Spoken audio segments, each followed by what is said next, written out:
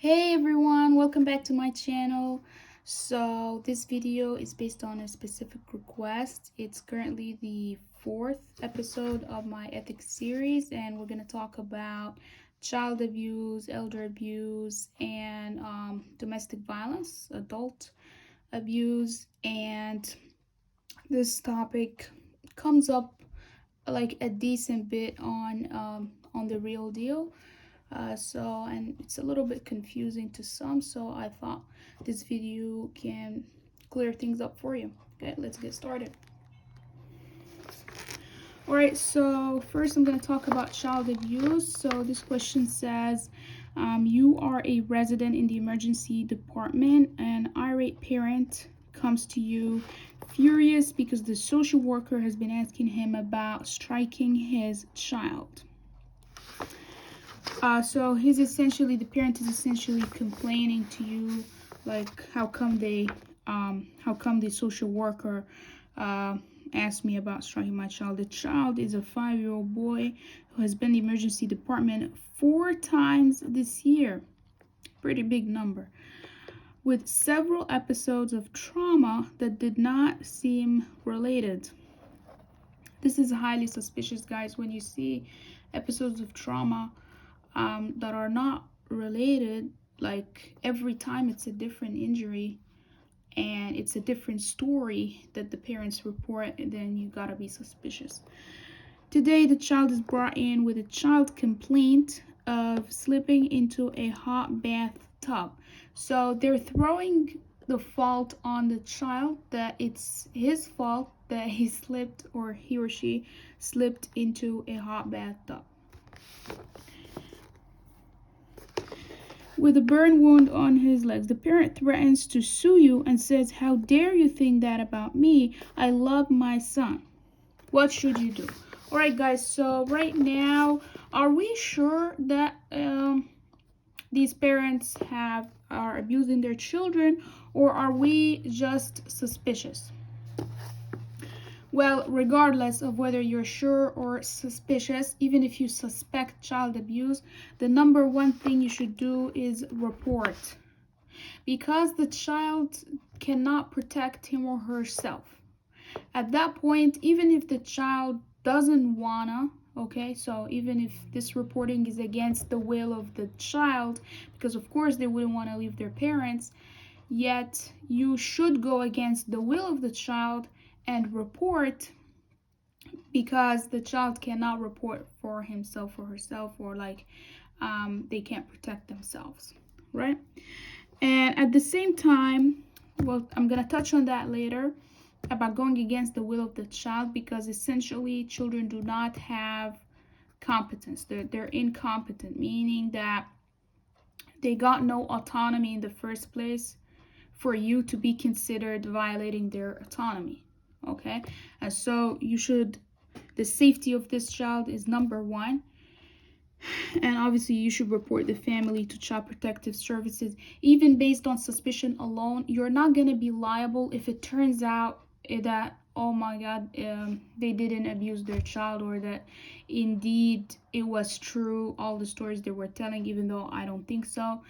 But even so, you will not be liable because you just reported on a mere suspicion. When it comes to child abuse, you can do that. You can report based on suspicion alone.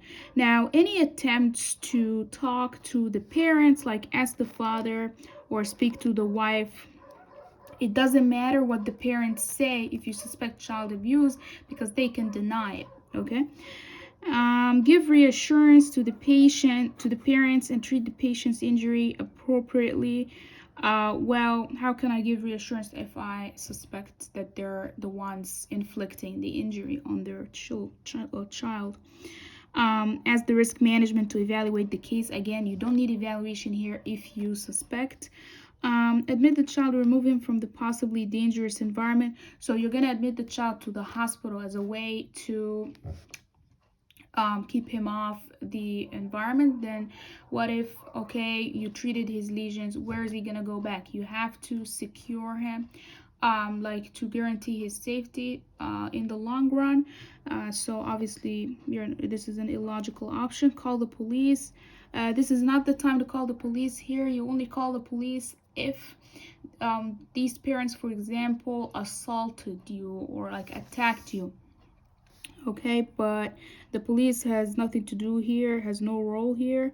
Rather, it's the Child Protective Services, and they will be responsible for keeping this child safe. Next time this happens, you will have to call Child Protective Services. The wrong answer, because you never know what injury this child will come with next time. Okay, could be fatal. Okay, so you don't want to risk that. Once you suspect, you are legally protected if you report. Okay, even if it turns out wrong, you did your job, right? Okay, moving on to elder abuse. Now, it's a little bit similar, guys, child abuse and elder abuse. That's why I took them together. In both of these, there is mandatory reporting on part of the physician against the will of the victim, whether it's a child or an elder. You can report against their will because essentially they have no much capability to protect themselves. So you're going to report against their wishes just for their safety. So these are just one of the few times you can actually do something against the patient's wishes. Okay, so an 84-year-old woman, she's obviously an elderly, is seen by you in a clinic for routine management of her multiple medical problems.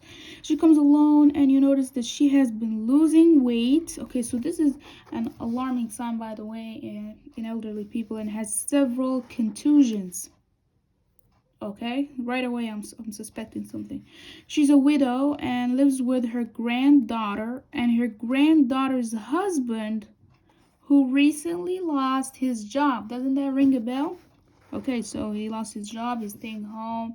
He's probably angry because he lost his job, and at the same time, he's staying home more with her, right? So on questioning, she tells you that her granddaughter's husband does occasionally strike her when he's drunk. So she admitted that he indeed is abusing her. So at that point, it's essentially confirmed by the patient's history. So what should you do? Report the abuse only at her specific request. She's obviously gonna ask you not to report. Most people do that actually because they think that they got nowhere else to go. Where else am I gonna go if I leave this? If I leave my granddaughter, and they will obviously refuse that. So no, you shouldn't go by her wishes. Actually, most of the time she will not want you to report, but you should still report against her wishes because like her safety is number one. This is exactly has the same ruling as child abuse. You report against their wishes. Arrange for a meeting with your patient and the grandson-in-law. You do not have the permission to do that. Like, you don't have authority to interview her grandson-in-law without her permission. Okay. Remove the patient from the home and place her in an adult home. Okay, so that means you're moving her to a safer place, but still that doesn't it doesn't solve the issue because you haven't reported those people who are abusing her, right? And she might not like that option. Okay, so I don't think that's the right thing to do. Have a home health aide place to keep an eye on the patient. So the home health aide is like a nurse who comes and cooks and cleans for the elderly. So are you going to ask them to be a security service? Of course not. Okay, so arrange for an order of protection from the police. That will be a little bit extreme. Rather, the right thing to do at this point, guys, is to report the grandson-in-law's abuse to Adult Protective Services, and the Adult Protective Services will take the necessary actions. Don't just take actions by yourself and move her to an adult home or have her a nurse or something. Speak directly to the grandson-in-law about the problem. Again, you don't have the permission to do that without her consent. Okay, so you just gotta report just like you would with child abuse. Now, it becomes a little bit different with spousal abuse or domestic violence. Okay, things get a little bit different here. Why? Because here we're dealing with adults.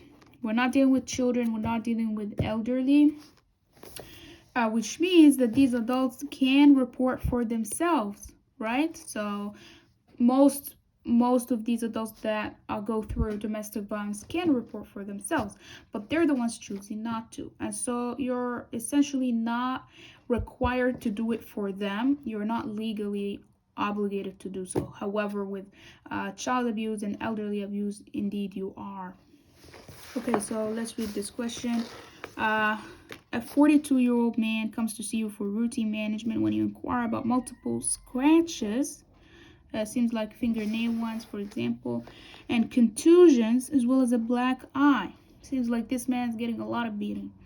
He says his wife routinely abuses him. So he did admit that his wife is abusing him and is beating me up pretty regularly, doc. Poor man.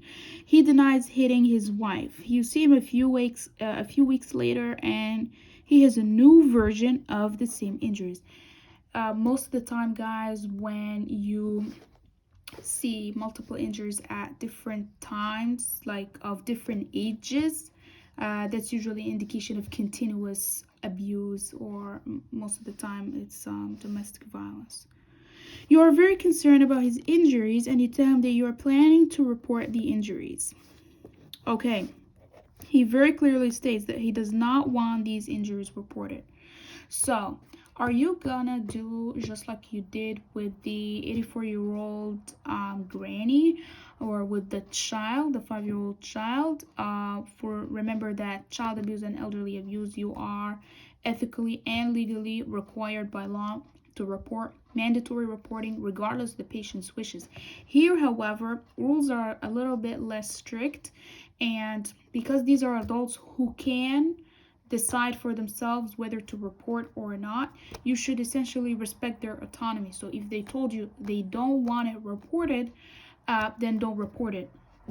Okay, so essentially, yeah, there you will report the injury only with his consent. Okay, so because this is an adult, a competent person, even though elderly are competent, but again, you're required by law to report elderly abuse. But here, if the patient doesn't wanna, then you're not gonna report. If he wants, then you will report. Okay, so it's based on consent here, because if you report against their wishes, that way you will be violating his autonomy. Okay, and that's something obviously bigger. Autonomy is a big concept in ethics, guys. So you're a mandatory reporter is the case with child abuse or elderly abuse, but you're not a mandatory reporter here with domestic violence. In such a case, you will choose the answer choices like encourage and these stuff, the talking. But mandatory reporting is only with child and elder abuse.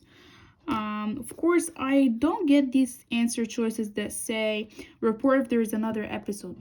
You should never choose this answer choice, guys. It's like, if there is another episode, I don't guarantee if this episode will be fatal. No reporting whatsoever. No, this is incorrect. You can still report if he agrees.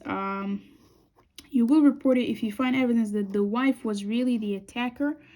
Remember, guys, in all of the previous cases, I did not get enough confirmatory evidence whatsoever. Like, I didn't go and examine and like investigate.